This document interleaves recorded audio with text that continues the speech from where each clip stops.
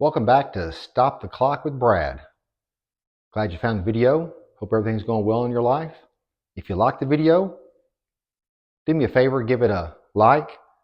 It does magical things with the algorithm, gets this message out for more people so everybody else gets to find out what I'm about to tell you and hope their life goes better than mine has lately.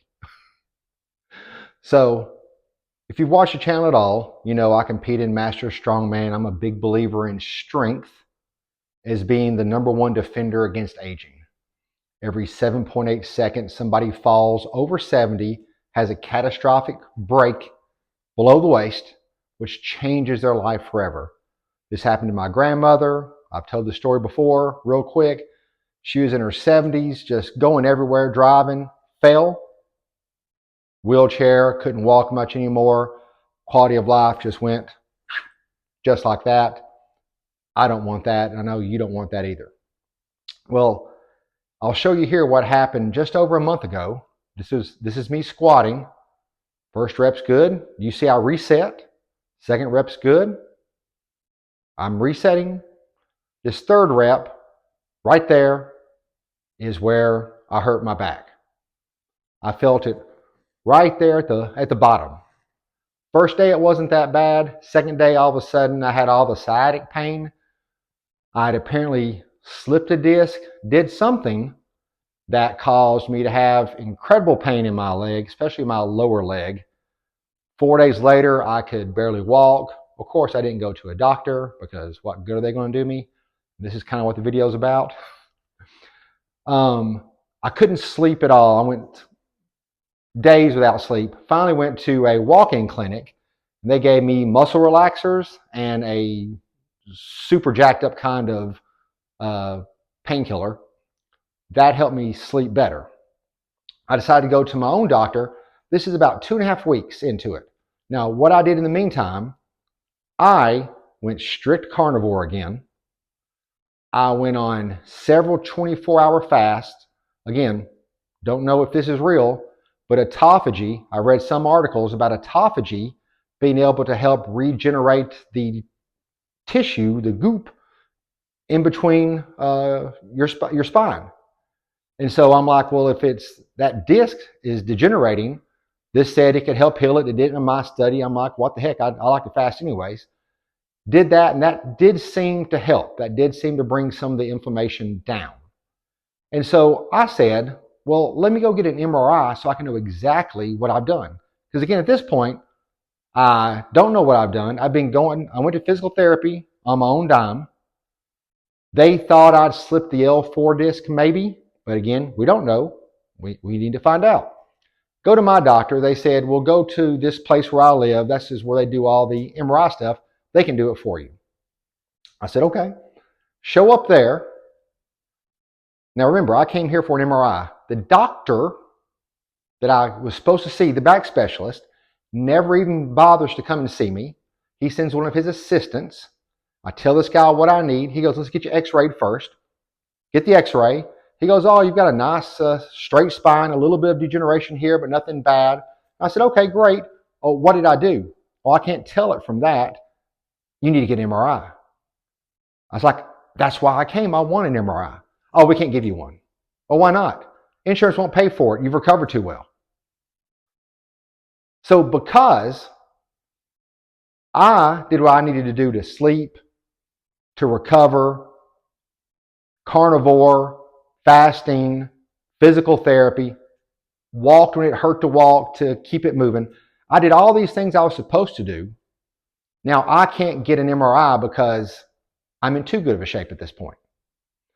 He goes, well, no, but what I can do for you, I can prescribe you more of the muscle relaxers and the pain pills. This is exactly what's wrong with health in America.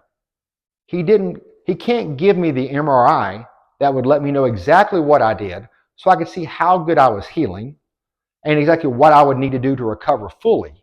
No. I got to be in much worse condition than this.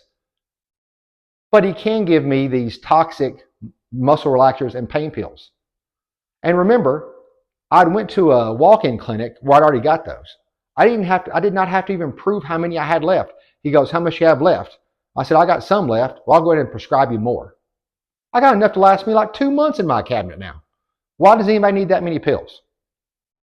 So that's the problem. But let me take you through, again, what helped me the most. Now today, I'm 31 days after the accident, and I'm 3 straight days without any leg pain. I did this today. This is a belt squat machine. You can squat in this, and it doesn't put any pressure on your spine. These are great for anybody with back problems. So this is the first time I squatted since the incident. So I healed pretty fast, but again, I was aggressive. I fasted. I did physical therapy. I made sure I could sleep. I walked when I didn't feel like walking. I made sure I got 5,000 steps like every day. It wasn't any fun. It hurt a lot of time to walk, but it did help. But the most troubling thing is when I went to the doctor, again, when I went to the doctor, they're supposed to be there to help us. They couldn't give me the help I needed because I actually worked too hard. I've been better off laying there, getting more and more crippled. Once I got where I couldn't even take care of myself, where I couldn't wipe my own butt, then they'd want to give me an MRI, but only then. So it's frustrating. And I know there's not just America, there's lots of other countries where if you try to sign up for it, you're going to wait 6 weeks. None of this stuff is easy. You shouldn't have to be in such a condition to get what you need. That's not even a drug. I got drugs easier than I could get an MRI.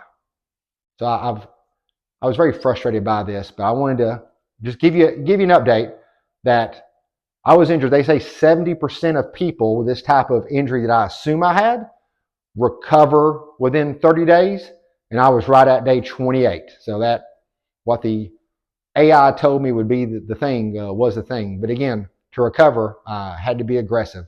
So any of you out there, if you're having any of these type of sciatic problems, just reply back to the video. I'll tell you what I did, and I plan on making another video next week with the exercises that benefited me most, so I can share those if anybody else is having it, because the only good thing to really come out of me getting injured, I could be a little judgmental of people that don't squat or they don't park far enough away and walk.